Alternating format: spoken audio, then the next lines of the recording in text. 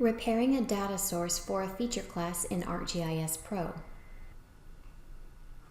An exclamation point next to a feature class in the contents pane of an ArcGIS Pro project indicates that the data source for that feature class is broken.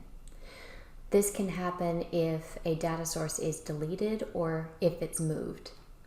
To repair a data source for a feature class, right-click on the feature class in the contents pane. Go to Properties, select Source, select Set Data Source.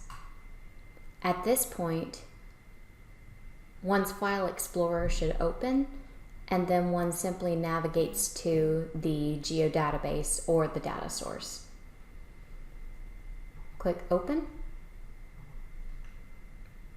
select the feature class, click OK.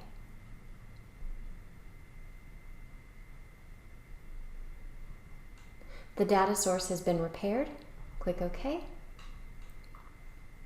Click the refresh button, and the exclamation point has disappeared.